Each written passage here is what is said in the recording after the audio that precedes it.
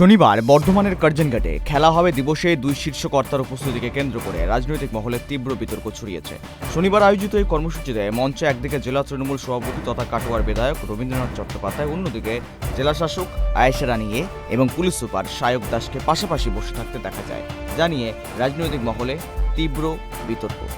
এই ঘটনার কড়া প্রতিক্রিয়া জানিয়েছে রাজ্যের বিরোধী দলনেতা শুভেন্দু অধিকারী। তার অভিযোগ, একেবারে প্রকাশ্যে শাসক দলের রাজনৈতিক অনুষ্ঠানে জেলা প্রশাসনের উচ্চপদস্থ দুই আধিকারিকের উপস্থিতি প্রমাণ করে যে তারা নিরপেক্ষতা হারিয়েছেন এবং শাসক দলের সঙ্গে অশুভ যোগসূত্র তৈরি করেছেন।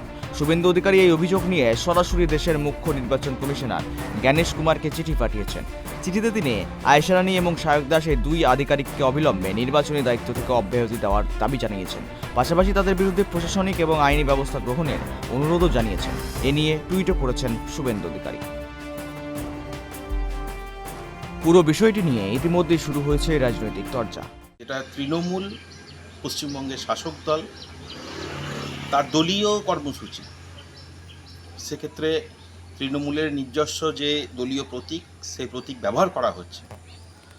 সাংবিধানিকভাবে সর্বোচ্চ পদ ভারতবর্ষের সংবিধানে আইএএস আইপিএস অফিসার, তারা যখন দলীয় কোনো কর্মসূচির মঞ্চে তারা সংবর্ধনা নেন বা সেই মঞ্চে এসে বসেন, এটা প্রমাণ করে যে আমাদের গোটা পশ্চিমবঙ্গে এই ধরনের সাংবিধানিক পোস্ট যে অফিসারে তারা যথেষ্ট অবগত হওয়া সত্ত্বেও।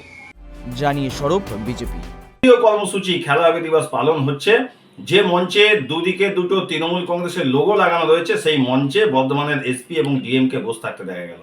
এটা দুর্ভাগ্যের। আমরা বিজেপির পক্ষ থেকে বারবার দাবি করে এসেছি যে এই রাজ্যের তৃণমূল কংগ্রেসের সরকারটাকে টিকিয়ে রেখেছে এসপি ডিএমরা। সেটা প্রমাণিত হলো। এসপি ডিএম এর উচিত নিজের বর্দি ছেড়ে, নিজের চাকরি ছেড়ে তৃণমূল কংগ্রেসে যোগ দেয়া। এই দাবি। এদিকে পাল্টা কি জানাচ্ছে তৃণমূল কংগ্রেস? আমরা বর্ধমান শহরের লোক সবাই জানি যে কয়েকদিন ধরে দলীয় এবং সরকারি প্রোগ্রাম অনুষ্ঠিত হচ্ছে। তো সেক্ষেত্রে খেলা হবে দিবসের আগের দিন দলীয় প্রোগ্রাম ছিল। যে ব্যানার ছিল সেই ব্যানারটা না খুলে ওই প্যান্ডেল যিনি মালিক খেলা হবে দিবসের ব্যানারটা টাঙিয়েছিল, কিন্তু সেই ব্যানারটা রয়ে গিয়েছিল, টেকনিক্যালি ফল্ট হয়েছিল। এটা প্যান্ডেল যাদের দায়িত্ব ছিল, প্যান্ডেল মালিক, তারা এটা ত্রুটি করেছে, তাদের ত্রুটি হয়েছে। এটা টেকনিক্যালি ফল্ট, সবাই জানে। তো বিষয়টি নিয়ে এখনো পর্যন্ত জেলা প্রশাসনের পক্ষ থেকে কোনো প্রতিক্রিয়া মেলেনি।